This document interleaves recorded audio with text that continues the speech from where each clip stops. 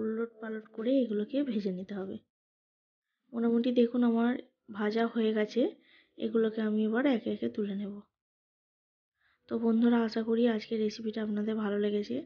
যদি ভালো লেগে থাকে প্লিজ আমার চ্যানেলটিকে সাবস্ক্রাইব করবেন